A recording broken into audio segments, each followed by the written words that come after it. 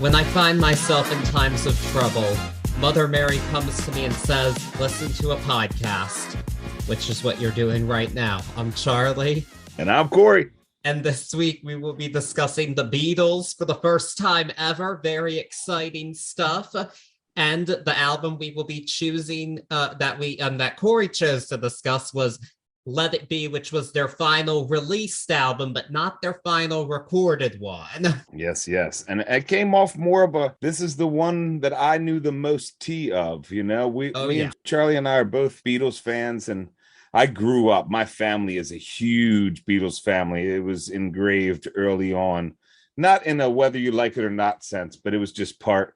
I mean, even when I was growing up, my parents used to throw big parties like the size of like bull and oyster roasts, but they would call them Beatles parties. And I remember making the paper mache yellow submarine centerpieces, but everyone would be dressed as Beatles songs. And that was us with the Beatles, you know. Can they have another one of those? I'd love to go. Talk has been on the streets. We used to do a really monumental Halloween party as well. So we were talking about, because once the brothers went all over the US, it's the partying sort of died down. But we were talking about maybe getting those two pieces back together into one giant party. So I'll let you know.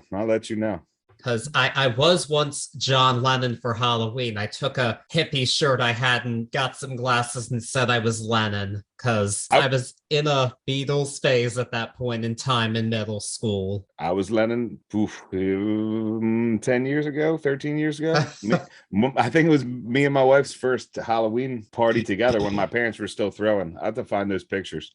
Oh, I have to see these. These I have to see. But yeah, if you can't get it, yeah, we are both fans. And I'm not going to lie, I did have a big phase in middle school where I had Beatles Rock Band and played through the whole game in one night. One of the best rock bands ever. And I'm a rock band aficionado. And the only terrible part, and you might not even know this, but it's not backwards compatible. So you have to have an Xbox 360 to play it these days. So it's one I always want to play. They don't put any of the stuff in the catalog for 5. I miss it. But the visuals, the whole 9 on that was just such an experience. I'm with you, though. Day one, cover to cover. Nobody stopping. Yeah.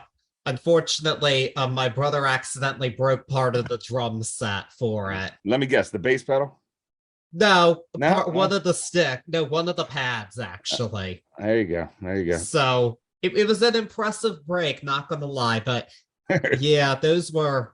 I probably didn't play the game enough for the amount that my parents spent on it, I'm sure, but it was fun while it lasted. And now we're talking about it today. Yeah, it didn't even come up inside of my memories going through this, but I mean, even the rooftop jam on that, like, that was such an epic part of this that whole entire game. I mean, their whole entire career, but that was such an epic part of the game as well. Oh, that was my favorite part of the game.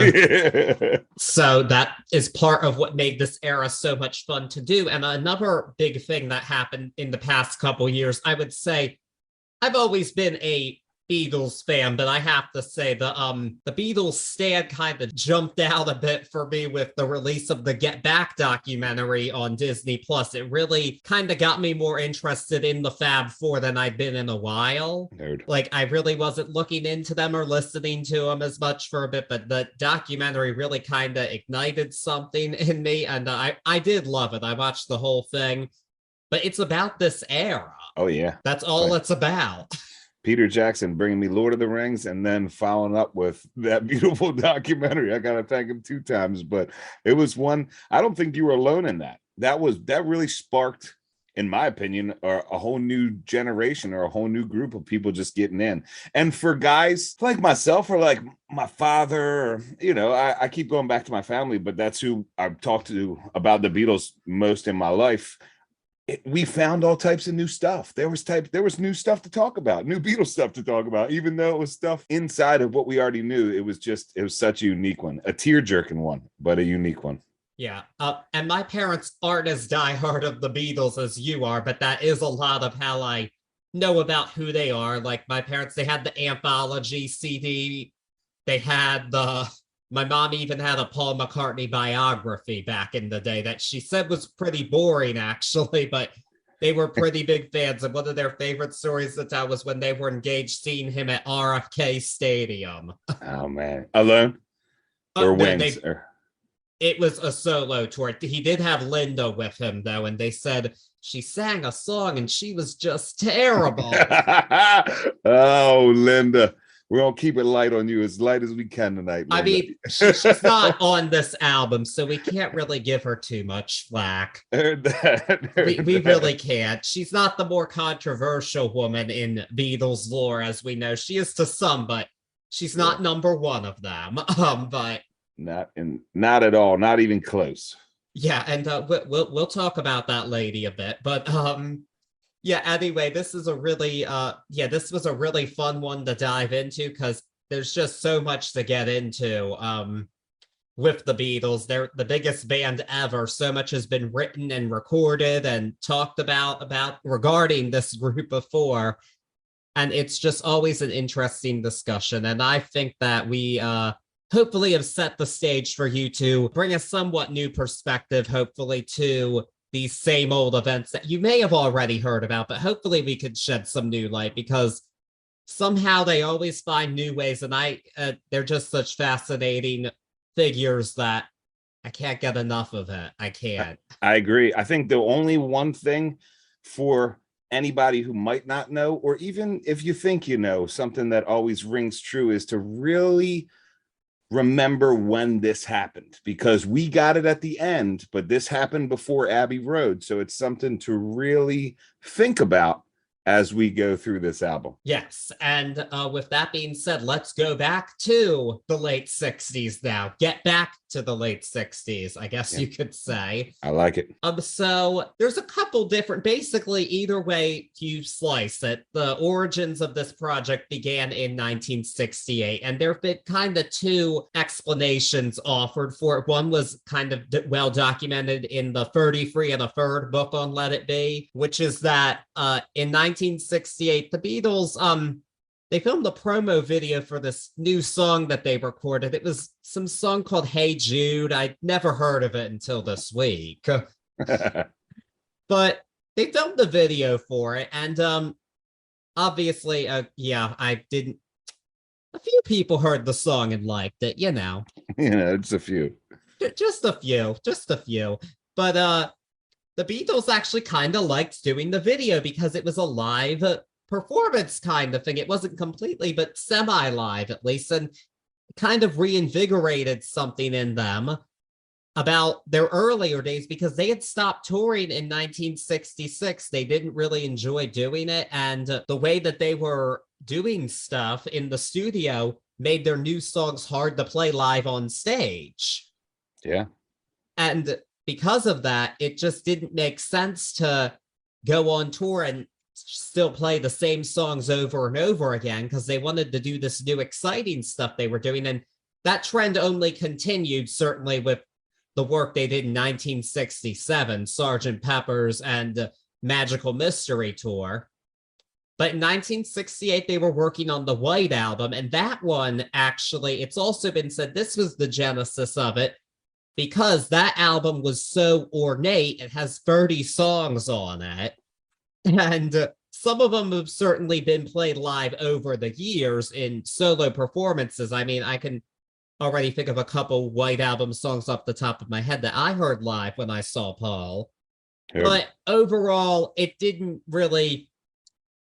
it wasn't conducive to a live performance. So it was decided, I think, according to most, by Paul, the band needs to get back to basics and into what they started doing, which was this early rock and roll stuff, very 50s influence, but an evolution on it, of course, before they got into the deep experimentation that really cemented their legacy. But they wanted to go back to that old sound, and also the band was definitely having a lot of conflict during the sessions for the White Album. It's often actually said that the White Album isn't really even a band album as much as it is 3 different solo albums, because we have John Lennon, Paul McCartney, and George Harrison all bringing completely different songs to the table. Lennon and McCartney weren't really writing together at this point in time anymore. Yeah, in a smaller, I'll use the word sadder sense, it could almost be said of this album as well, as far as so many individual thoughts inside of a group that we always, or I won't use the word we, that I always thought was such a wild synergy of music and friendship and just hunky-dory all the way through.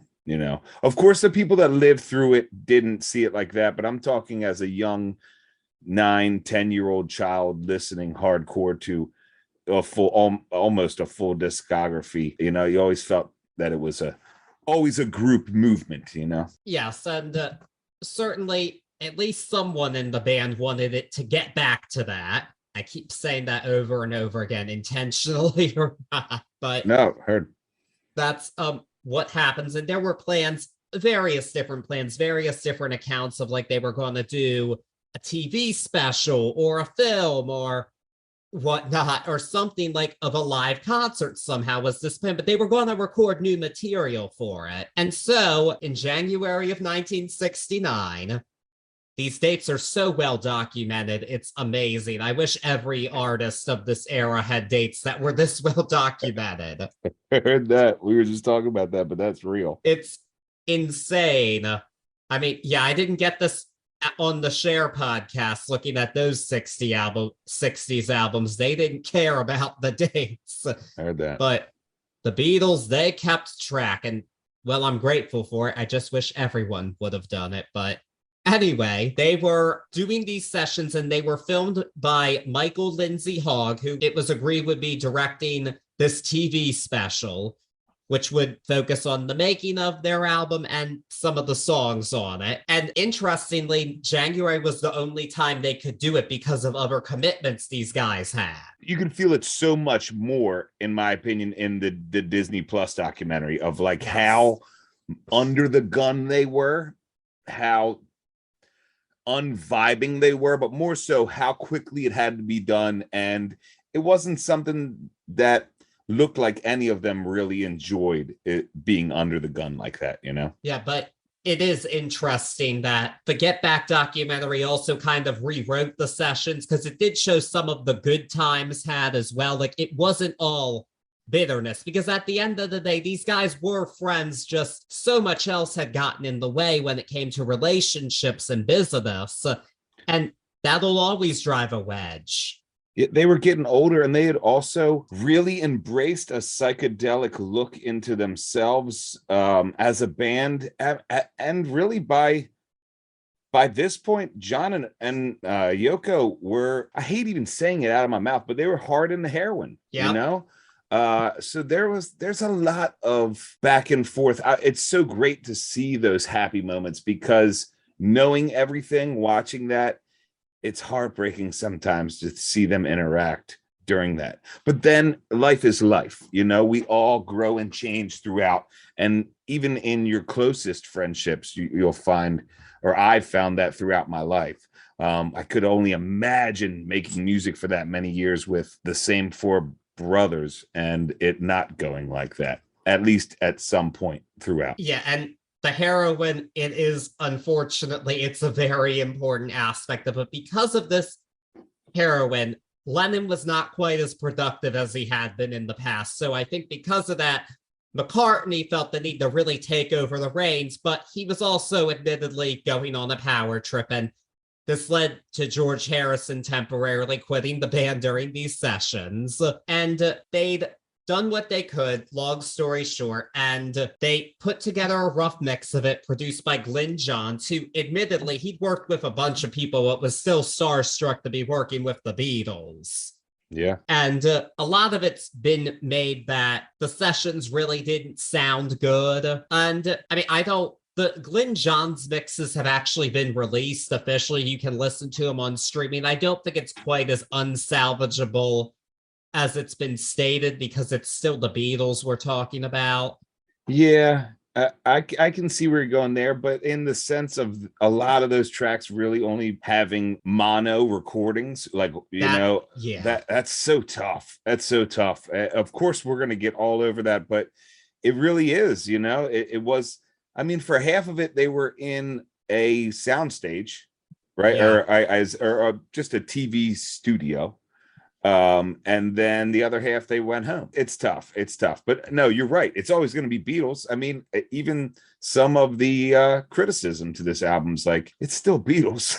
It's still epic. There's epicness in it, but there's some different feelings, and that is one of the big things that led to these musical feelings. I think is just there's way too many hands in this pot.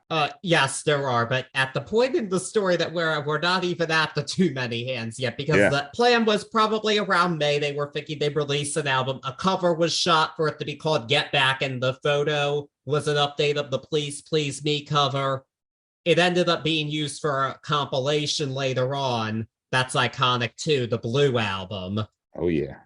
Also iconic, and I have it.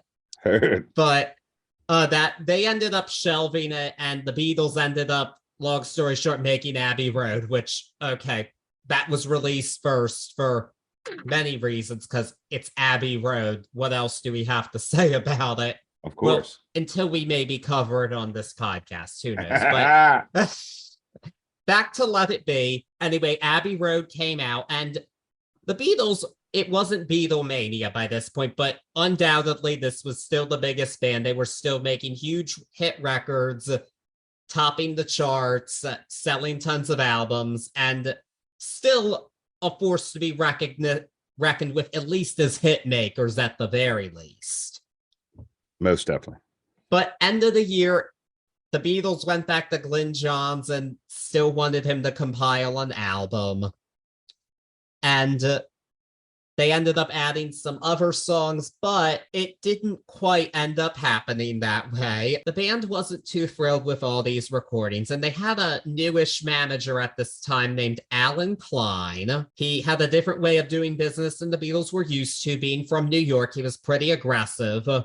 And he pissed a lot of people off, to put it lightly. He fired a lot of people at Apple Corporation, but most of the band went with him. But Mr. McCartney was not a fan. He wanted his father-in-law, Lee Eastman, to represent the band. And obviously the rest of the band didn't like that. And I can totally understand why, because, yeah, if that's your son-in-law, you're probably going to take his side on things. Yeah, without the connection to the father-in-law, for me, this is the point where Paul started to feel like he couldn't raise his own baby, so to speak. It was other hands that weren't close.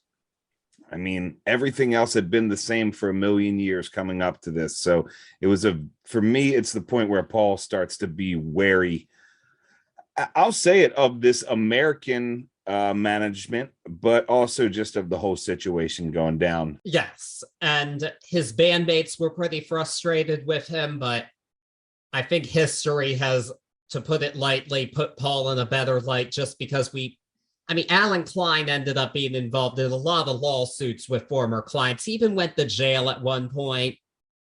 Macca, on the other hand, went to jail for having weed in Japan. I think the tax issue's a bit more serious.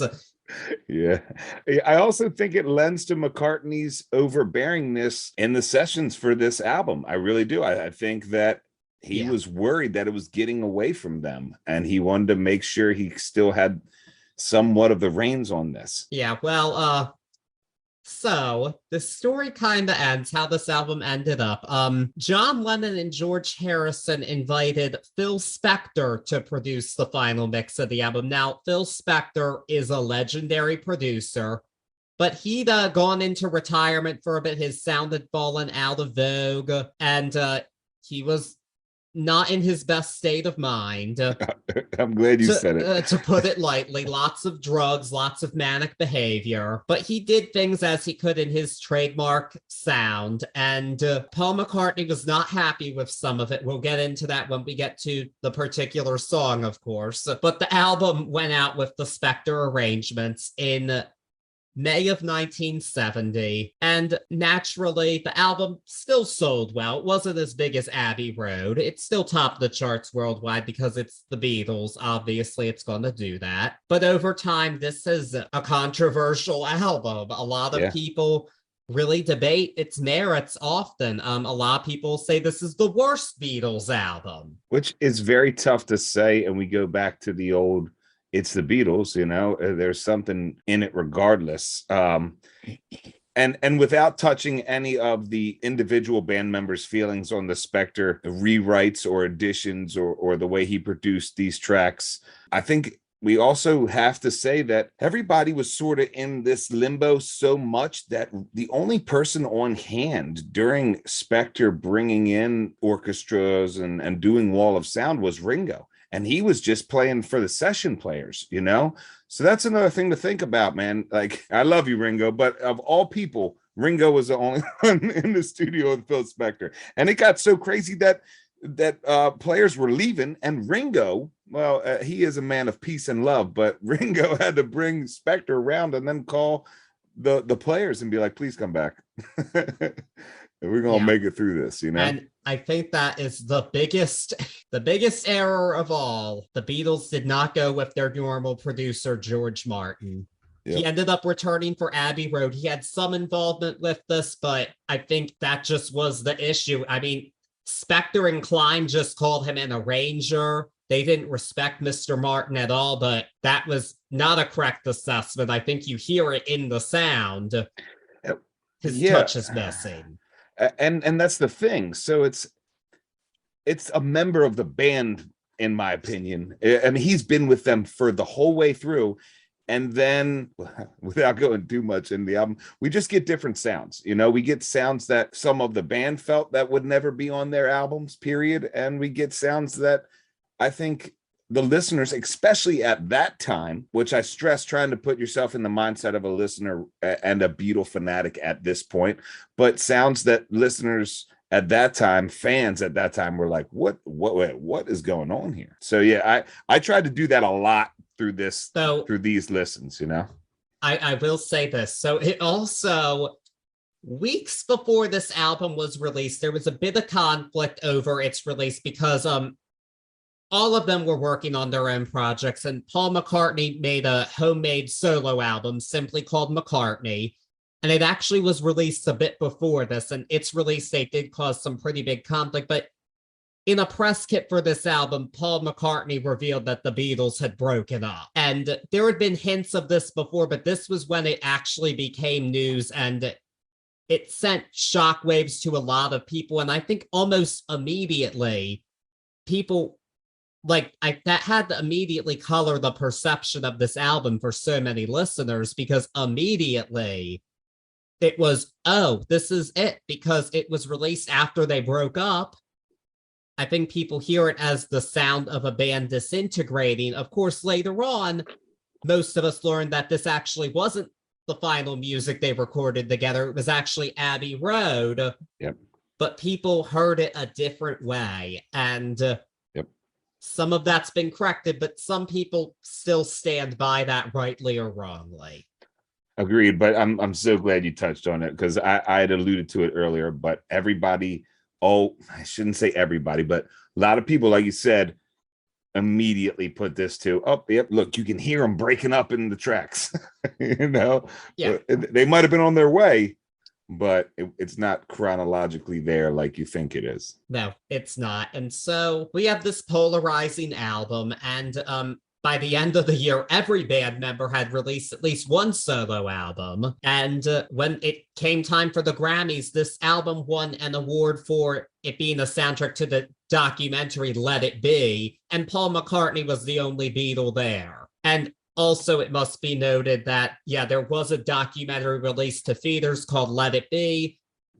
Good luck watching it. It's been pretty much scrubbed from existence. They've made it very hard to watch, I think, because it was edited to be so unpleasant. And I think Get Back was made in part to rectify that, because I know McCartney was an executive producer on Get Back, and I believe Ringo was too. So they were kind of, I guess, changing that perception a bit as much as they could. and Jackson as well. When he found that trove of footage, I feel like that was his main goal, is to really say, all right, this wasn't as much of a cluster as you thought it was. These boys were still rocking and rolling. Yeah. Here's everything I got. But you know? It's such raw footage. It's still funny because even just hearing people talking about the documentary, everybody has a different interpretation of how the band members behaved. Nerd. Like, just like I heard some people would say, I thought Paul was so great trying to keep the band together. Other people, I thought Paul was so full of it. Like, everybody has a different take on it. And that's just what makes these dynamics so interesting. What's your take of Paul? I mean, overall, I would say I'm Team Paul on it. He is my favorite Beatle. He's written most of my favorite songs of the Beatles. Heard. So I am biased in that regard, but putting myself in his shoes, I would be really frustrated if my main musical partner was using heroin with his new wife. Yeah. And being unproductive. I would kind of think, okay, I need to step it up. And I think musically, he did step it up. He wrote some great material at this point in time. The issue was that overall, I definitely don't agree with how George Harrison was treated. He was definitely given the shaft in way too many ways and should have been allowed to contribute more. And I think that's a big issue, especially since he had really come into his own as a writer at this point. This was not the beginning of the band. These guys had evolved, and he was really coming into his own and writing so much at this point in time. And it's kind of crazy to think of some of the songs that were considered not up to snuff for this. Yeah, I think we're on the same page or very close as to how we feel putting ourselves in McCartney's shoes. I would have to say, as a musician, as a leader, period, I couldn't imagine sitting there with that much frustration. I would think I would have from Lennon showing up late. The Harrison thing for me, I don't think McCartney even realized the severity of the not overshadowing, but just not listening. It's been documented, so I can talk about it like it's reality because it was, but them just not listening to him. I think George said it would take 10 of their tracks for me to get one in, but also losing George while you're doing this, even if you don't realize it, still had to have an impact there. I got to give Paul props on this for keeping it somewhat together, because I feel like, even the bugged session, where you don't see everything, but you hear what they're saying, even with that aside, it's just kudos to you, man, because I feel like I would have been losing my mind in those sessions. Yes. And in fairness, they were more, to put it nicely, they were more accommodating of George once he returned, because they wanted to make sure, well, let's not get him to leave again. Oh, that's why I go back to that little brother syndrome, is because the little brother's screaming like, look at me, look at me, look at me. And it's not until he walks out that door that you take a quick snapshot of what's going on and realize that one of your brothers walked out. Woo! I'm not going to cry through this fucking podcast tonight. but legitimately, you don't know what you have until it leaves, especially, and we're going to say it over and over and over again, but no matter what, they're still the Beatles. No matter what, they're still brothers, Yeah. And overall, I think this is a whole hot tea take. I'm going to get into this. I think John Lennon in many ways is romanticized, and I'm not going to take anything away from his musicianship and songwriting, but the reality is he was a man, and the flawed man, and he did make a lot of poor decisions. And a lot of that's shown in just they want to blame Yoko for breaking up the band, and that's been disputed over time because you really can't put it all on one person. And I would have also been agitated if somebody had to bring their partner there every single time. I think it's pretty ridiculous how codependent the relationship was, but he was capable of making his own decisions. Exactly. And her aside, I'm going to keep going back to this brotherhood because it's true to me inside of it. But John Lennon, in my opinion, and you can quote me on this, is a self-fulfilled black sheep.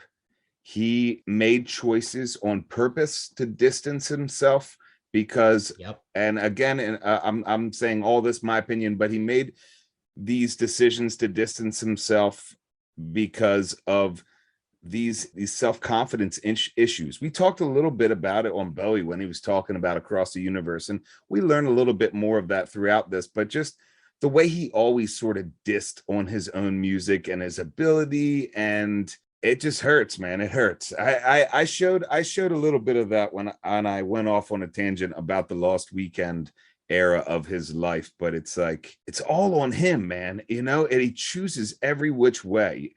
Yoko got, don't get me wrong, Yoko's in there, and the additions are so outside of the music that I probably won't talk about a lot of the Yoko stuff tonight, but it's not important to what's on the album. I but would agree. What is important is the way John handles himself inside of this Beatles recording session, and it's very, very off-putting from what we see and read. I will narrate this like I'm there, because we've had, as Charlie's said earlier in this podcast, we have so much, a bounty of information when we do the Beatles, you know. So this is all based on factual stuff, you know. We're not over here really just assuming on most of this, you know. Oh no, not at all, because just so much out there, so many books, documentaries. It's nonstop. It's a well that you can get into forever. The Beatles. Yeah. Before we started tonight's podcast, we laughed because, as we said earlier, the dates are so spot on, and we get so many dates, but it's like, oh, everybody's feelings are the ones where you got to read over and over again how, who, when, and try to really put the story together for yourself. That's the wild part on this. Yeah, and it is also fortunate, I will say, the fact that it's been consistently published throughout the years, these accounts. It is helpful that so much of it was documented, because some of the major players are gone now. Heard. But we've gotten all of their thoughts so well documented that we can't really take them out of context, and some of them are still living and adding to the story when they can. So it's just never ending, but it is there. That is for sure. And it's so funny. One of the books that I read for this podcast, it was a book called Fire and Rain by a guy named David Brown. He's a Rolling Stone writer. I highly recommend it. It's not just about the Beatles. It's about the year of 1970 and a few key albums, one of which was Let It Be. And it was mentioned that people couldn't imagine a world without the Beatles, and that's why the breakup felt so monumental. But the fact of the matter is we've never lived in a world without the Beatles. Agreed. We never have, and we never will, frankly. never will. I don't see that ever happening. So with that being said, let's get into the album, actually, because we've been rambling for a while, but there's a lot to get into. This is important stuff. That it is. It actually isn't filler. This is muy importante.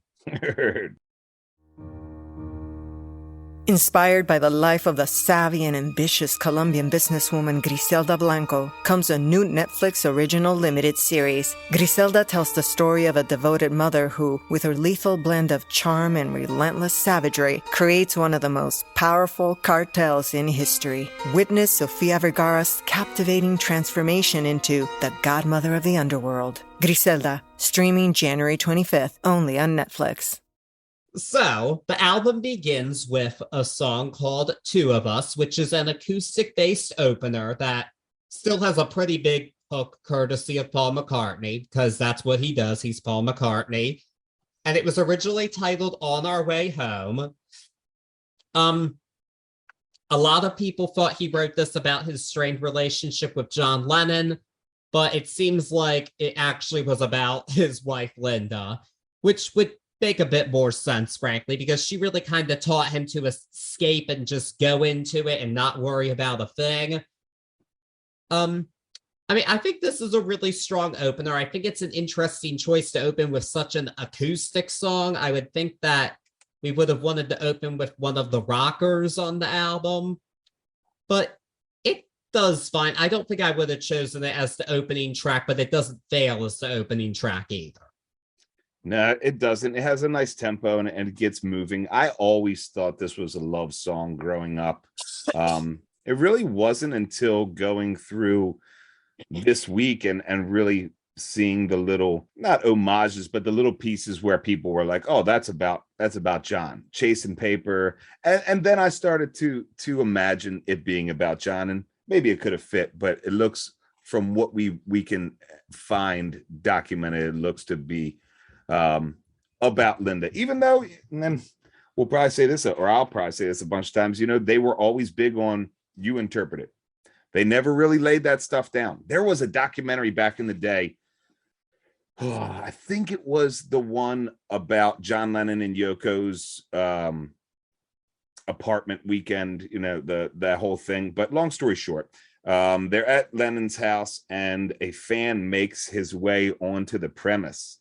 And I'll say he's clearly under the influence of psychedelics or in a very weird mind space, but he tells Lennon that you wrote so-and-so song for me. And unfortunately, Lennon lets him into a reality piece. Like, no, we didn't, And that was the reason I go to that, is that was something that they didn't necessarily do all the time. They were known to be like, hey, you guys interpret that whichever way you want it. Yeah, and a lot of songwriters do that. Like, even today, Taylor Swift does that. Like, she's not going to say who the song's about. And heck, it could be about both of them. Who knows? I think that's smart. Every once in a while, I'll brilliant. talk about being a wrestling fan, but that's like the kayfabe, that mystery behind the whole thing. What's real and what's not, that adds to the mystique of any artist that's wise enough to use that route. Yeah, and that's part of what's kept the Beatles so popular after all these years, for sure. Yeah, I think the reason this was picked, or the only thing that I can come up with, the reason that this led this album was to aid acoustic. You're saying the acoustic jam of it, or the acousticness of it, was to aid into this session-like recording that everybody knew it was because of the documentary and whatnot. I think that's why this one leads off. It's a strong lead. It's not necessarily a rocker, at which you would expect it, but you're right. It doesn't fail. It doesn't set us sailing very hard, but it doesn't fail. No, it's not like a major jump, and it's not a jagged lesson. And with that being said, I think we should go on to our next song, which is more of a rocker. This is more of a Lennon composition. This one is Dig a Pony. And this one, he literally admitted that he just made the lyrics up to this as he went along, which, okay, sounds about right. But it really, to me, is more about the sound than the lyrics in this case. It's very... I mean, the riffs are funky and killer on this one. Absolutely. That's my favorite part of it. And I really like Lennon's vocal on it, too. He's really feeling it, and he's singing it as soulfully as he can. Like, you really feel him when he's going, oh, it's you. Oh, yeah. Like, you're really feeling it. This is one of the divisive tunes on the album. Some people will say this is one of the worst Beatles songs. I wouldn't agree with that. I've always enjoyed it. And Lennon himself called it garbage in 1980, but he said that about a lot of things, and I would take his assessments with a grain of salt. Yeah, that goes back to what I was talking about, him hating on himself and how much of that self-hate came out into the media. I wanted to hear how you felt about this one, because it is such a divisive one, and I think even some of the hardcore fans find it super divisive. I've always loved the way this jammed. Lennon had been cited as saying that he really loved this one because of the in sync lead part in this, and I think it's so beautiful, that funkiness that strolls through the unison of the band, period, whether it be that lead part together or everybody in on it. And we get to hear our boy Billy Preston rock and roll for the first time on this album, which is a nice, awesome addition to any Beatles song, in my opinion. But yeah, this is one that has stood the test of times. I think this one got a really big launch from the Disney Plus document or the Peter Jackson documentary. But one of my beloved tunes of all times. Critically on this album, I can't find any flaws inside of the composition of this one. I love it. It screams Beatles. It screams Lennon to me. Soulfulness, harmonies, everything's there for me on this one. Yeah, for sure. I mean, they really rocked it when they did it on Top of the Roof for their rooftop performance. You know it. Which I'm going to just assume you all know about that. It's iconic and legendary. And yet they performed on top of a roof, and it was pretty fucking awesome. But we only have so much time. We don't want to ramble on too much. That's a good episode right there. Just rooftop. It could be. It might have to be. It might have to be a bonus episode for sure. There you go. But anyway, we're going to move on to one of the last songs added to the album that was not in the rooftop performance. This one is Across the Universe. We talked about David Bowie's version of it, but this one actually dates back a bit. It dates back to like 1967, 1968. It has a couple of different inspirations, one being India and transcendental meditation, because the Beatles going to India was a profound influence on all of them, most especially George Harrison, but it played a part on all of them, and that is definitely shown in this song. But John Lennon said he wrote the song after arguing with his first wife, Cynthia, and he couldn't sleep. So he wrote a song. He had some images in his mind, long story short, and wrote this song. And he, in a nice way, he actually said this about it. He said, quote, "It's one of the best lyrics I've written. In fact, it could be the best. It's good poetry, or whatever you call it, without chewing it. See, the ones I like are the ones that stand as words, without melody. They don't have to have any melody, like a poem. You can read them," which he's correct in that case. I do think this reads like a poem. Unfortunately, he didn't like how it was recorded, but he gave pretty contradictory statements about how he felt about the recording of this album, frankly, too. So I really don't know what to believe about how he felt about it, but he disliked it enough to have David Bowie record it and have him play on it. And honestly, there was no need for it, because this is perfect as it is. It's a beautiful song.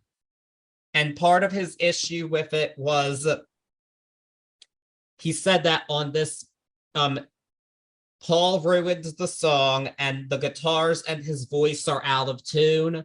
But it works for this song, though, I think. There's so much back and forth with his own self inside of his critique for this song. You said it perfectly. It's like, where are you coming from on this, Johnny boy? Because one, you picked Spector. Two, Spector slowed it down.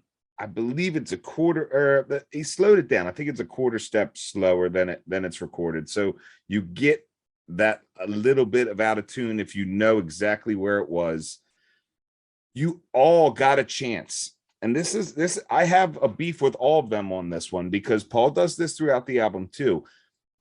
I'm not saying it was the best chance, but you guys all got a copy of this from Spector before it went out, and you might have had a small window, but you had a window to say no.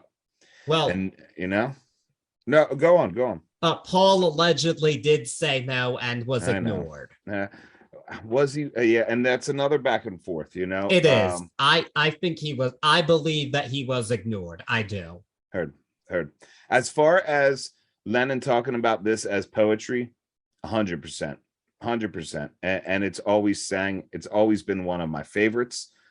After the stuff that we learned, or that I learned doing the research on the Bowie version of this, it's so wild to think that John was really being like, yeah, I said this on that podcast, but this was the realized version of this song.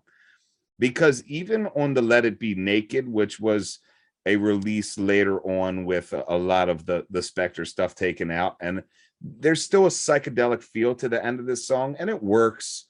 But even that one being recorded, being remastered, there's just no way, John, that you can tell me that Bowie version was what you thought this was going to be. It's very frustrating, this one. I love this song so much. This song has a lot of sentimental value to me, but as a musician, it always seemed like a masterpiece growing up and listening to it. So it's so wild to hear the back and forth on this one. Just touching on that, it's so easy to just rap on the Beatles and the thought process, but this is a classic. As far as where it is on the album, I think it works out in the third spot, right after Dig a Pony, especially to where we're going from it. I've always loved this one. You know, this is one of those songs that's so good that it feels like a 7-minute song to me. And then when I look, it's really only a 4-minute song, if that makes any sense. It's just that beautiful and transcendent. Maybe if Lennon were still living, he would have been happy with the 2021 mix of the album. Hot tea take. God, this is hot tea take. I dream that it would be a place where I could see Lennon get sober and get old and hear what he had to say about his career, because I know I talk about this a lot, but like, I just really hate the way he hates himself throughout, like from here almost to the end of his life. But Corey, that's what makes him so cool to everybody. Don't you dare Kurt Cobain him. Don't you dare, because I'm sorry.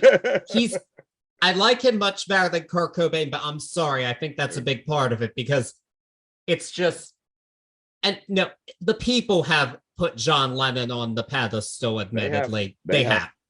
And part of it is because of his untimely murder. So I'm not going to Kurt Cobain him. No, I joke with you, but that's a valid point. The people did that. The people took it as, oh, well, that's why he's cool and Paul isn't. It's a valid point. Yeah, I joke on you, but that's a really well-made point. But anyway, enough about Lennon for now. We're going to move on to our quiet Beatle now, Mr. Harrison. And track number 4, I Me Mine. And this one, it's about how people are too self-centered, and it uses some Hindu philosophy to make that point. And it also comments on how unhappy he was in the group. And one good thing that Spector did was actually extend this song by like a minute. That was a good thing he did, because initially it was like a minute and a half, and that makes it feel a bit more like an interlude. I will say the extension does make it feel like more of an actual song. And I like the concept of this song. And as I said, Harrison he was on fire in this era with his writing. I don't dislike this song. I think part of it is they didn't always pay attention to the actual better songs, because I'm just kind of shocked. It's like, of all the ones he presented to you, this is what you chose. Yeah, I always wonder if this is what he chose, because it really did. It summed up the moment. It summed up him. It summed up what he believed in. And then it, like you said, it summed up where he stood as far as, if I'm coming back, I'm going to do this one. Well, I'm going to come back through and I'm going to do this one. Growing up, I always thought this was like not a throwaway song, but it always felt like a funny haha song. Knowing and growing with it, and really just looking at the egoism commentary throughout it, and then looking at how it's composed of this sad, drawn out, I me mine, and then into this hustle and bustle of what egoism could sound like. I always loved that in a composition standpoint, or I've grown to love that in a composition standpoint, where this song goes. I really do enjoy this song a lot more than I did as a young man. No, it's grown on me over time. I will give it that, but it doesn't quite stack up with some of the better songs on this album, though, in my opinion. I don't like it as much as any of the songs that just preceded it. I will say that. I agree there. In a halfway through the first side, it also sort of, with that being said, falters as far as its impact goes, if it has any more impact to make than what it did. And I'm totally with you on the Spector stuff.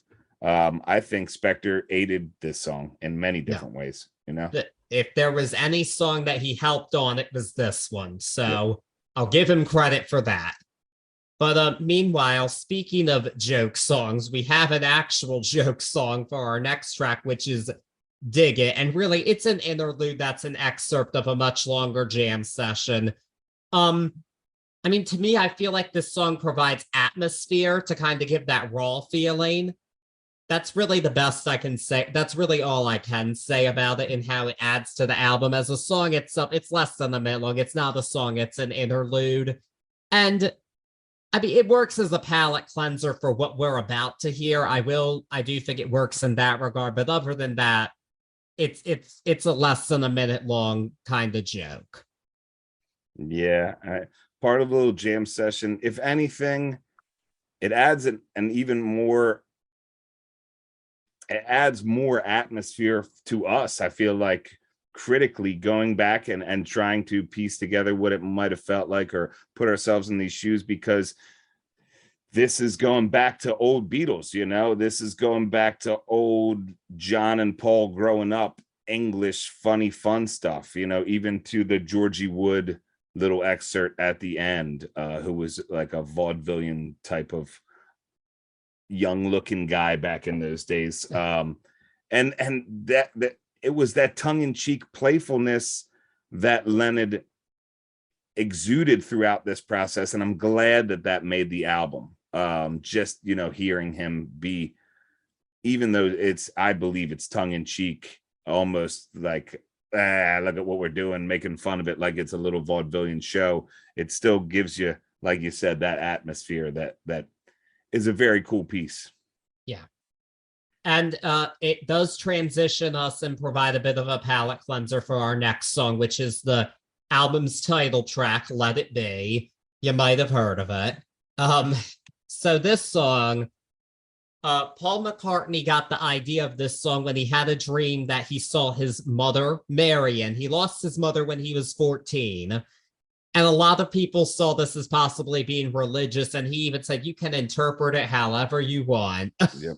But he wrote it about his mother. Let's just put that out there now. And he first wrote it during the sessions for the White Album. And he brought it to the sessions for Get Back. And it was sat on for a bit. And but when it came time for album release, it was released a bit before the album was as a single. And interestingly, so there's two versions of it that we kind of hear. The single version is not what we hear on the album. The single version was produced by George Martin, the go-to Beatles producer. And on the album, it's done by Phil Spector. And a lot of the same key elements are still there. Like, we still have Billy Preston on the organ, which is so important to this. That's what takes you to church on it. The biggest difference is the two different guitar solos. The one we hear on the album's a lot more aggressive. But a lot of people heard the single version first, and that worked out just fine for him. This was a huge, huge hit. It topped the charts throughout the world. Interestingly, it was blocked in the UK by another somewhat religious song, Bridge Over Troubled Water by Simon and Garfunkel. But it topped the charts in the US and many other places. And I mean, this is one of those songs where I just think it's a perfect song. I don't really know what else to say about it beyond that. It's heartfelt, and it's still got a great hook to it, and it just you really feel all of it on the song. You just do. And I think that it is just a perfect song, nothing more, nothing less. What I will say is this, this is as proof of my opinion that, to support my argument that Martin should have produced the album to begin with, I greatly prefer the single version to the album version. Always have. The album's grown on me over time, but I've always preferred the single version. Yeah, I'll give. I'm totally with you. I'm totally with you. I will say kudos to this version of it, keeping in the main parts, like you said. It wasn't changed drastically. I am with you. There is a tiny bit of a more taking you to church feeling on the single version to me. But yes, this is up there with very few songs in the fact that it is very, very, very darn close to a perfect song. This is pure, to me, this is pure example of McCartney as a genius songwriter, a genius composer. It is iconic, and the test of time is not even something to be laughed at. I mean, this one, I'd say you could play, and 99% of the people that heard it could tell you that it was Let It Be. And it's been done over, acts all throughout time after that have done their versions and heralded it the same way that we herald it as such a great song. Yeah, this is a modern day standard. This might as well be like part of the Great British Songbook or whatever. It For real practically is at this point. And yeah, this was definitely a highlight of seeing McCartney live for me. And everybody felt it in that stadium with 40,000 people experiencing Let It Be. That was a beautiful moment. Yeah, I can only imagine. And this is Lady Madonna always hit me the same way. Also a classic. Yeah, but I mean, this is McCartney. When he touches that piano, and I'm a bass player, but when he touches that piano, I listen, because it's Paul, and that's what he does. Yeah, and he brings it vocally for it every time, I'm sure. Oh yeah, to hit that high register and it not sound contrived and just like it's so hard to put a lot of these feelings to words. But it gets you. If you've never heard the song, go and listen. Have a nice. I would hope there aren't too many of you who haven't heard it. Yeah, this is when I grew up singing. Yeah, or trying to sing. But if you have heard it, so we mentioned the song's been done over and over and over again. But interestingly, when Paul wrote this song, there was one singer in particular he really wanted to record it. None other than the Queen of Soul herself, Aretha Franklin, and he even sent her a demo of the song as a guide for her to record it. And she did. Her version came out on her album, This Girl's in Love with You, which was released in January of 1970, 2 months before the single was released. So technically, the first released version was the Aretha Franklin version, which is pretty mind-blowing to consider. Obviously, she didn't release it as a single because that wouldn't have made a lot of sense, but that's an underrated album, by the way. I just want to put that out there. That has some great Aretha on it. Even has another Aretha Beatles cover of Eleanor Rigby. I always think of if the climate of radio was different and that would have got play, how that would have affected how we view this song as we know it throughout history. But I'm so glad you touched on that. Such a great little factoid. And it just shows, that he's always, as a musician, just thinking across the board, man. Genius moves. Yeah, and unsurprisingly, it works beautifully as a soul tune as well, because it was written that way. Of course. It was written that way. So kudos to all involved with Let It Be. Really, not much else to say. But now we're at the end of our side one with another vaudeville song. We have a cover of a traditional folk tune called Maggie May. This was an early live favorite of the band. And again, another interlude to end side one. I think because it's more of an actual song, I like it a bit more than Dig It. But it's also not essential. But I don't think Let It Be would have been a perfect side ender. I think it definitely would have. If you did a Maggie May into Let It Be, if you did that interlude between, I guess you couldn't because Dig It's there. But yeah, in a different spot, Let It Be would have been the great flip it over, let's go. This Maggie May, though, being on this album is another one of those. I mean, this is an old Quarrymen joint that had been done over and over throughout the years with them. And it's another, in my opinion, Lennon in this darker place in himself, looking back to and holding on to good times and youth. And I think that's why this even ends up on this album. I really do. I think that this was, whether they knew it or not, whoever, I guess Spector, in all honesty, popping this on there really let us. This is more atmosphere. This is another atmospheric piece, and it has so much layered on it now, knowing what Maggie May meant to them, and especially Lennon. Yes. But yeah, don't end this side with this. Yeah. But either way, we have to flip it over and move on to side 2, which begins with, I think, the best example of atmosphere we get on this album. I've Got a Feeling. This is really a combination of 2 songs. So one is a McCartney song called I've Got a Feeling, and we also have it combined with a John Lennon tune called Everybody Had a Hard Year. And so this is definitely the bluesiest song on the album. But yeah, it's 2 songs in one, but this is just a fun song to listen to. It's just a great rocker. I think this might be my favorite, just pure rocker on the album. They're just having a good time. You can hear that band camaraderie on it, and this is why the Beatles were a great band. Not take away the studio tricks and all that. This is a great band playing and doing what they do best. And when I played Rock Band, I had never heard this song before. I was pretty shocked to see the line, everybody had a wet dream. I was like, oh, I wasn't expecting that on this, but yeah, it was still, I still love the song though, but sometimes I would get it confused with another one. I was like, which one has the wet dream line? But I thought it was maybe Don't Let Me Down, but it was this. But, and the other thing I wanted to say, I think he might have added it to this tour for the first time, specifically for the Got Back tour that I went to. McCartney did this as the first song in his encore.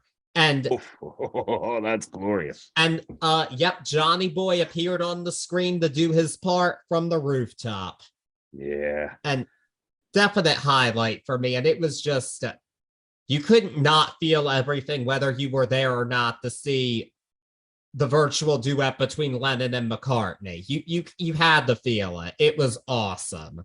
So, and it lends itself to Peter Jackson. We got to give a kudos to him, because it was during the production for that documentary that they really isolated Lennon's part on that. And that's why it could be used on the Got Back tour. Just so, Charlie, you saw a moment in history right there, man. I've said it again. I kicked myself. I had 3 chances to see McCartney, and I kicked myself. That's all I have to say about that. As far as this song goes, this is Nostalgia Bomb City. This is the hardest song on the whole album for me to step back and do a critical take, because this song is my shit. This song gets me up. It gets me going. It makes me feel as a musician. It screams rooftop. It screams Beatles. It screams, like you said, camaraderie.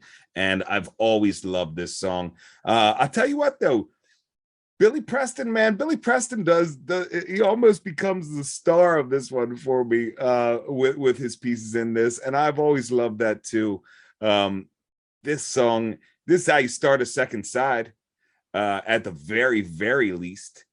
And I could sit here all night and just say, I love it, I love it, I love it. But this song, rock and roll composition with that blues feel, it sits off on that Fender Rhodes piano with Billy Preston just rocking and keeping everybody together. Such a great song. Such a great song. Yeah. If you haven't picked up on it already, Billy Preston is basically the 5th Beatle on this album. There was actually talk of making him a Beatle because of his work on this album. But Paul said, no, we have enough problems with 4 people. We don't need a 5th. And that sounds like something that we would, just like, it's almost contrived from what we've been talking about, but that was reality. Like, that's how tough it was with these brothers, that Paul was like, I love Billy Preston, but ain't no way we're doing a 5-man run on this. And that was, I think, because Billy Preston was playing with Little Richard back in the day. Yeah. And that's when he met the Beatles. I want to say that was like 62, but I might be messing up my numbers. But he was with them, at least playing with them and being a friend / session player for the longest time. Yeah, but he's most prominently featured on this album. Yep. So just wanted to put that out there. But speaking of that old-timey brotherhood, we're going to go back to the oldest Beatles composition on the album, One After 909. This is an early Lennon-McCartney tune. It was possibly written as early as 1957, and the latest it was written was 1960.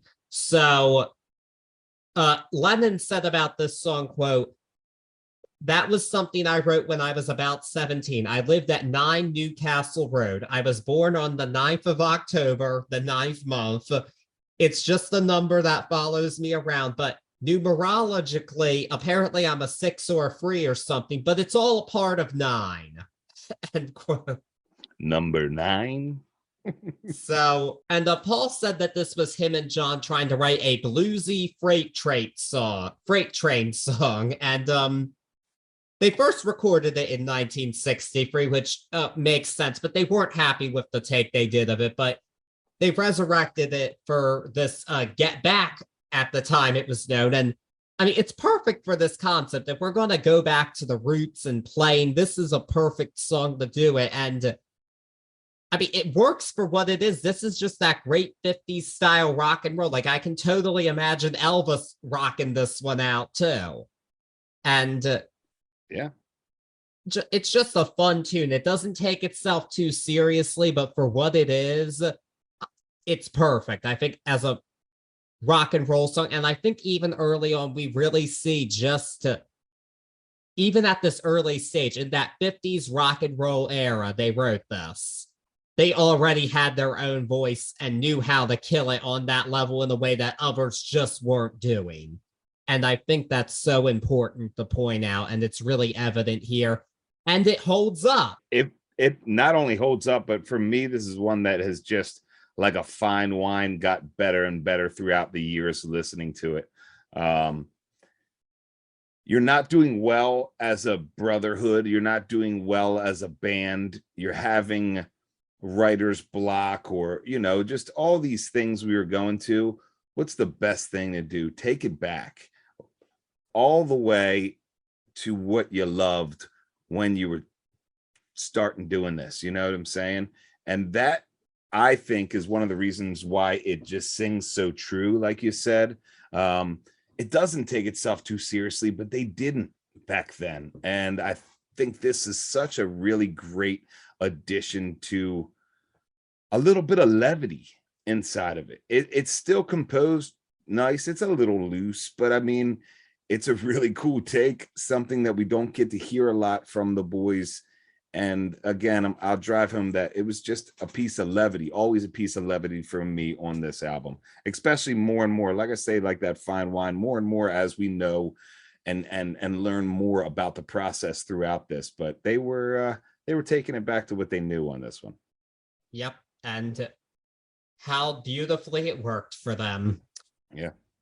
But we're going to change gears a bit for our penultimate track.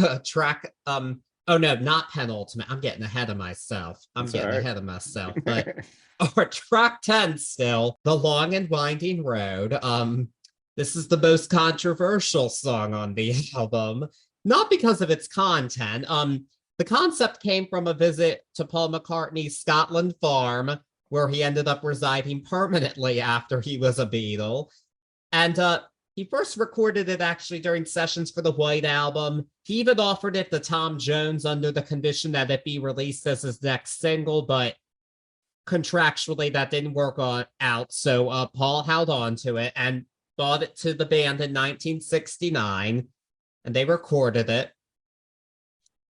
In April of 1970, Phil Spector got a hold of this one, and because this is a ballad, Spector got a chance to use his trademark wall of sound most prominently on this tune.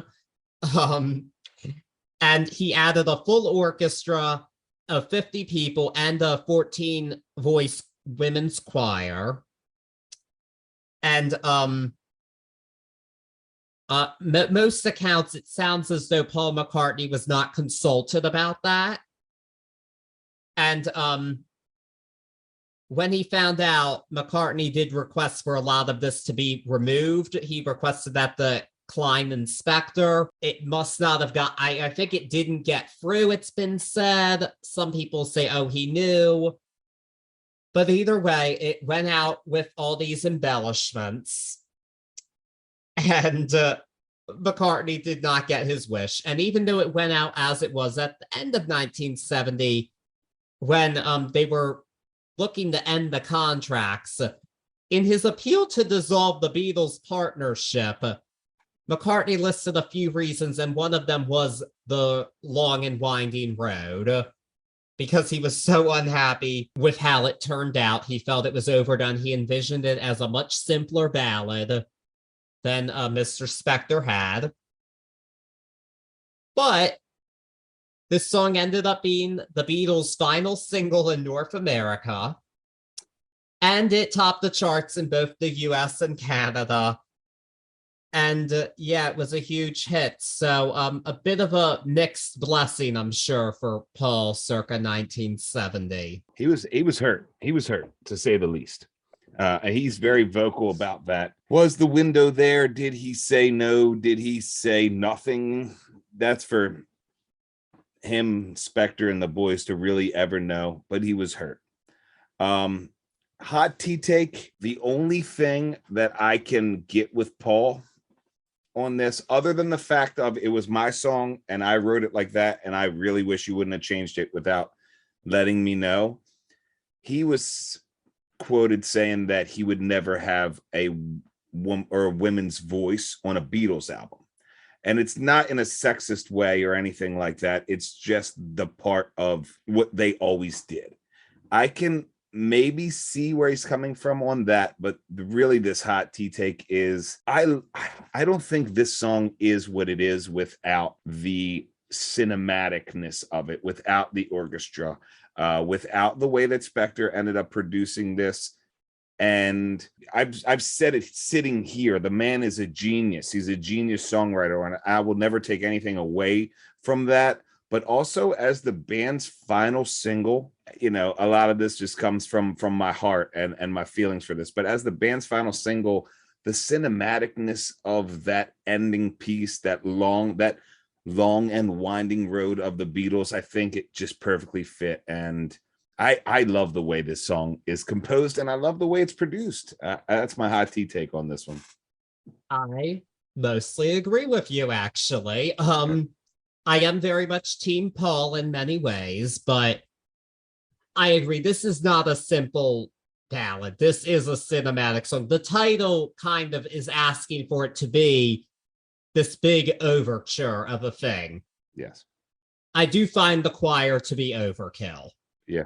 I don't need the choir. The orchestration is beautiful, actually, I think. And this is a cinematic, beautiful song. What I will say is this. I don't think this really sounds like a Beatles song. That's my biggest issue with it. I think it's a beautiful song. I don't think it sounds like a Beatles song. And that's why I wish Mr. Martin had produced this song, because Martin could produce an orchestra. Martin did Hey Jude. Yeah. And yeah, could have brought it into that. And that's just my thought on it. And also, as we said earlier, yeah, the orchestra hated working with Spector because his behavior was so erratic. Yeah. And yeah, players did leave throughout the session, but I mean, Spector's a legend for a reason. He wasn't a good guy. He ended up going to jail for murder. So we all know that, I think, but he was a brilliant producer, and we're not going to take that away from him. And I do think this is in ways overkill, but this is that grand sweeping song. But yeah, and it worked for many people. It was a #1 hit. Heard. I totally respect where you're coming from. I'll play devil's advocate though, and just because I love talking to you about this, and maybe this might not make it on the podcast. This might end up being like one of our bar conversations. But what for this isn't a Beatles song compared to Let It Be as far as their composition and their structure.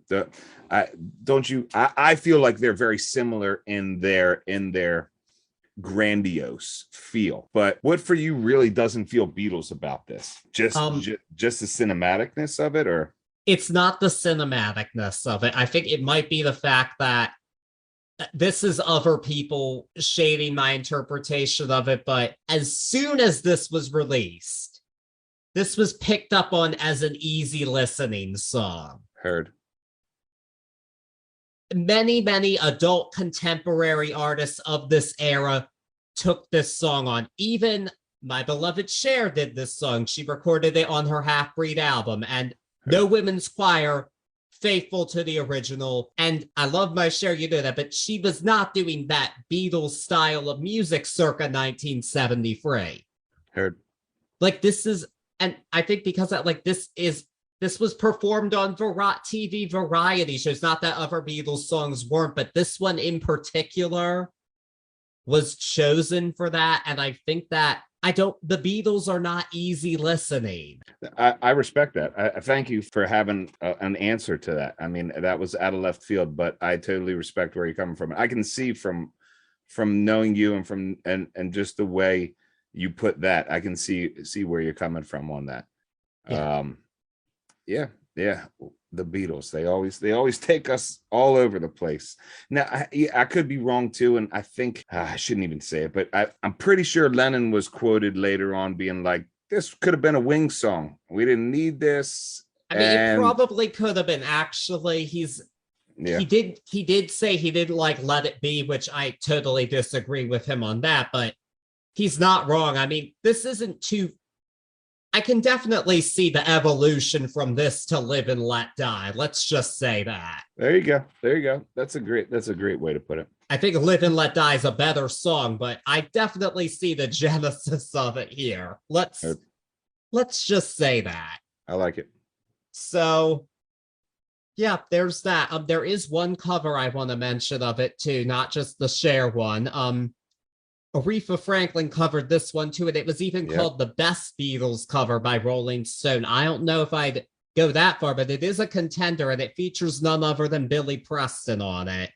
So beautiful. And it's a reinvention of it, and nobody could reinvent a song like Aretha. Nobody could. And beautifully done. It's on her Young, Gifted, and Black album. And I just wanted to shout that out here because just what a beautiful performance of this song that reinvents it. Indeed. But we're going to get a bit less grandiose now and go on to our penultimate track, which is For You Blue, the second Harrison song. He wrote this. He was really inspired by working with Bob Dylan and the band in late 1968. And it was a simple love song for his wife.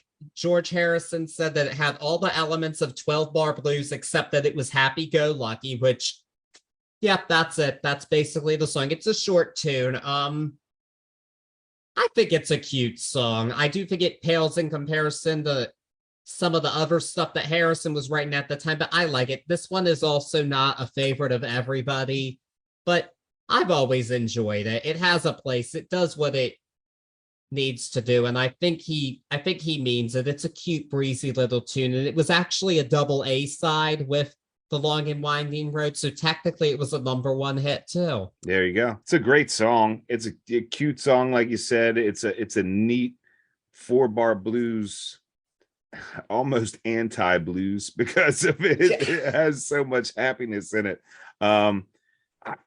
I've always wondered why this was here on this album, though. No, I'm sorry, not on this album, but why it was track 4 on the second side after Long and Winding Road. I feel like it lost, it lost a lot of itself for me there because you're coming off, we use the word grandiose, you're coming off this sweeping cinematic beast, and this is another Harrison song that I dig, but I'll go back and reiterate what you were saying. Is this this isn't the best Harrison track that he's ever brought to you. And maybe it was just for the time and something that they felt, or maybe he had strong-armed that at this point and said, hey, look, I'm putting this one on here if I'm coming back in. But it loses a lot in this spot. It's a good one. I always say, well, you could just put it up a track, but right after One After 909, I feel like it would have done the same thing. It almost would have just blended in to each other there. So you'd have to find another spot. Maybe, see, I almost just put it after I Me Mine. This is the struggle that Johns went through, over and over and over again, trying to put this album into perspective until finally they said, we're going to grab Spector up. And we didn't even say that, but Johns didn't even get production credits on this at all, because and that man did all the legwork on it. Yeah. But actually, real hot tea take here. The 2003 re-release Let It Be Naked, it does alter the track list and how it's arranged quite a bit. It also removes the interludes and includes Don't Let Me Down, which should have been on the album. I don't think that's a hot tea take, but my hot tea take is that I actually think that sequencing was better than what we got here. Yeah. I agree with you. Plus, don't get me started on Don't Let Me Down, because we could do a whole podcast on Don't Let Me Down. It just should have been. We're going to leave it as they made a very poor decision not including it on the album, because it's a fucking banger. It fit this album. It did too. It fit it so hard. It fit it more than For You Blue. Yeah. But no disrespect either way. But now we are at the end of the album with Get Back, which was the original title for this album and the original opening track. And it's interesting, one of my very favorite, possibly my favorite part of the documentary was seeing Paul write this in the studio. And it originally was this anti-immigration satire song with completely different lyrics. And it changed into the tale of JoJo and Loretta Martin. But it's just so cool to hear him come up with it on the spot like that. It just was very impressive. Some have even speculated this was about the state of the band. I don't think it was. I think JoJo and Loretta Martin are just fun little fictional characters, and Paul was just having a good old time. And either way, it doesn't matter, because this is another banger of a tune. And here's the funny thing about this song. So before I ever heard this song, I'd heard the Britney Spears song Get Back, which is, in other words, not related to it. But I thought, well, I like that song, I'll probably like this song too. And sure enough, this is one of my favorite Beatles songs. There you go.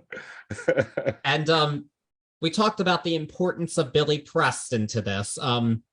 So this was actually released as a single in April 1969, just because a single needed to come out. It had been a while since Hey Jude, and it was time to put something out. And there was no album ready, but this was released as a single with Don't Let Me Down as the B-side. And Billy Preston was so important on this song that he became the only artist ever to be credited as featured on a Beatles single. Wow. With Get Back. So, and I mean, well deserved. He's the man. That EP was the only way that I could listen to Don't Let Me Down back in the day. Like, that was the only one that I could find back then. No, I mean, Blue was it there. is on the Blue album. Yeah. Blue was there, but that was my Don't Let Me Down. Was that EP right there? The 45. That's crazy. Yeah, the 45. Yeah, that was it. I love that song so much. Yeah. But I'm definitely glad they included it on the Blue album. I'm sure that's part of why it sold like gangbusters, because they included that and some of the other bangers that weren't on the albums. But yeah, most definitely. I digress. Get Back though. Yeah, Get Back though has that fun you're talking about, and you're totally right on the Loretta, those characters.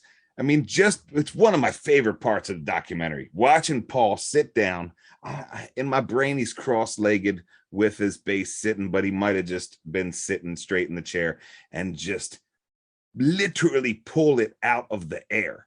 I mean, he just starts going, juba juba doo da boo da boo da, and then here we go to another iconic piece for these guys, another one that will always be connected to them at first glance, and rightfully so. Another piece again of McCartney genius. Everybody, even with the sadness that I equate to Lennon at this point, everybody was really in a new level for themselves. Harrison, McCartney, Lennon in their own right. I don't talk enough about Ringo. Ringo, you were doing your thing, buddy. I love you, always will. But everybody was hitting this new plateau, and this was one of the songs that came out of that genius. I mean, Ringo didn't even get to sing a lead on this album. I think that is part of why we haven't spoken about it, because he usually at least got a lead vocal on an album, if not a songwriting credit, but not this time. Hot tea take, that might be why I like this album more. Oh, I mean, no trips to the octopus's garden for you, I guess. Oof, that's been a debate for many years, for many years. Well, anyway, Ringo was doing this thing. There is however, so yeah, this song, huge hit single, topped the charts across the world. It was #1 in the US for 5 weeks, actually. There is one person I have to criticize for how it ended up on the album, and that is Mr. Spector. He tinkered with it a bit for the worse. Like, the coda was kind of taken out, and yes, we get some live chattering, but the coda shouldn't have been removed, in my opinion. And also, this shouldn't have closed the album. I don't think. I think The Long and Winding Road was the perfect closer. It's right there. I'm gonna disagree with The Long and Winding Road, but I'll finish this thought and then I'll go back to the one you were just talking about, because I love both of them. Throughout the iterations that Johns was getting together, we saw a lot of them play with Get Back Open and then Reprise, and I think that would have been a strong move. Yep. For You Blue not being there, Long and Winding Road, there you go. We're really ending the album with just a Get Back Reprise. Afterwards, I think would have been a smarter move. I definitely agree with you. I think we could have benefited from this on the front half of the album. Yeah, that Spector meddling on this one, I'm so glad, because I almost forgot to talk about it. That's the atmosphere that we didn't necessarily need, because it was him messing with like little snippets of here and there and putting it together, making it sound like it was a live cut, and it was just not needed. To take that coda out, and I'm not even going to say I'm nitpicking on that point. To take that coda out, I think was a terrible mistake. Even though this version is great on its own, it's just there's things you don't do, Phil. Crazy Phil. No, I mean, and even not talking about quality, this was already a hit single as it was. Agreed, why would you change anything? There was no need for a change to it in any way. And yeah, I mean, it's still Get Back. It's a strong enough song that really tinkering can't take much away from it. But it's like, yeah. Here's how I would say it. The album version's a 9 out of 10. The single version's a 10 out of 10. Agreed. That's basically what I'm coming from here. So there we have it. We have Let It Be, the album as it was released in 1970. A divisive album to many, but still plenty to discuss because it is the Beatles. The Fab Four themselves. After all this, what grade do you give the album? Oof, this was another one. I know I say this a bunch, but this is it's nostalgia bomb for me. Critically listening to this album and getting down and really doing the nitty-gritty work on where they were, what was happening, and living inside this album for the last week.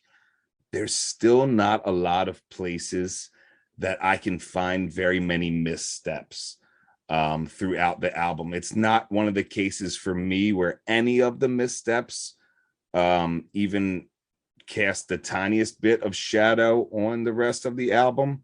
This has so many tracks that for me have stood the test of time. And we even said one of them was almost a perfect song or a perfect song. For me, Beatles Let It Be is an A-. Same exact grade for me. Because, and overall, I just love this concept. I love what they did here. And they showed like, hey, we can make a rock album. And I'll say this, I know realistically, this is not their best album, but of the albums, because I just have so much fun listening to a lot of these songs, because they just it's a simple rock kind of thing. This is one I go back to a lot. I go back to this more than Sgt. Pepper's and the White Album, actually. That's unpopular opinion, I'm sure, but I wouldn't say unpopular. I like moved my head to the side only because I tend to go with a little bit more psychedelic Beatles, but I always love this. I'm with you. This is in there. This stays in there, you know? Yeah. I like that they've decided not to be as psychedelic for a bit. Not that I have anything against psychedelic Beatles, but I liked that they went back to basics, because that has a place too, and it's a big place. And agreed. Just not enough can be said about that perfect pop song construction, and these guys did that without all the embellishment, and they showed it again here, and in an evolved way too. This is evolved from I Want to Hold Your Hand and She Loves You.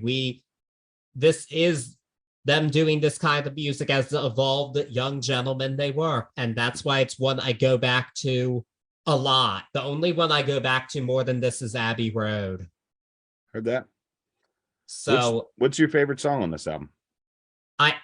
I said it's the song that I said was a perfect song, the title track. It's my favorite Beatles song, period. I hear you. Though I've Got a Feeling's a close second, not gonna lie, because what a banger. Yeah, man. That I've Got a Feeling is my honorable mention, my runner-up across the universe on this one for me, just because I'll just give you guys the nostalgia bomb on that one. There's no way around it.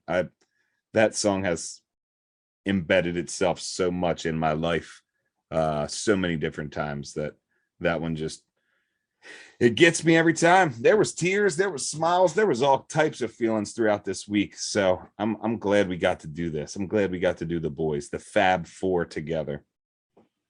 Yes, so much. And it's also just nice to go back and do a pre-MTV album, because I feel like we haven't gotten to do a lot of those in a while. They're not always admittedly quite as popular with the listeners, but I really hope that everybody listening enjoyed this one. Please let us know if you did, and if you want us to do more along these lines, because honestly, there's so much to dive into with just the Beatles and their peripheries, frankly. There's just so much else to dive into, and please let us know if you want to hear more of that, because I think I can speak for both of us in saying that we are on board to do anything along these lines again, because this was just such a great album to discuss. Yeah, man, I could talk about the Beatles all day long. So yeah, and they're not even my number one favorite band, but so can I. Heard that, because they're the fucking Beatles. Pardon my French, but it's the fucking Beatles. But we will be moving on from it for that's right. All right, where are we going? So yeah, this is to end out our doll month. It goes without saying there's a lot of Beatles toys out there, not even necessarily just for this album, but I mean, there really isn't much else to say about that. Might need to be a separate episode, frankly. Yeah, no, we got so excited. There's so many toys between the start to now. I mean, just the figures from the rooftop alone, that is another podcast, but so many toys. Yes, but that was our thread this month, and we gave you a poll. We gave you folks a poll of some artists who had toys, all of who appeared on this show in our first year, I guess you could say. We've discussed them all before. And we wanted you to decide which one you wanted to hear about again. So the options were Michael Jackson's Thriller, Madonna's I'm Breathless, Britney Spears is In the Zone, and Lady Gaga's Born This Way. And we told you all it was close. It was very close because I expected it to be. These are all artists with pretty rabid and large fan bases, but we do have a winner, and it is Lady Gaga's Born This Way. There you go. Gaga getting it. But that'll also be a really fun one to discuss, and one that's been in the zeitgeist again lately, thanks to Wednesday. So Heard. Because of that, we're excited to do that as well. But in the meantime, please follow us wherever you're listening to us, whether that be Spotify, Amazon, Apple Podcasts. We're on all of those. iHeartRadio too. Can't forget them. And also follow us on Facebook and Instagram at Turntables and Tea Podcast, and on Twitter at Turntables Tea, where we'll be promoting our episodes and posting all kinds of fun stuff to get into with that. And yeah, we want to hear from you too. Please let us know any feedback you have for us, especially about this episode, and if you want to hear more along these lines. Your feedback is valuable to us all. But thank you for listening, and put your polls up for next week, monsters. Peace.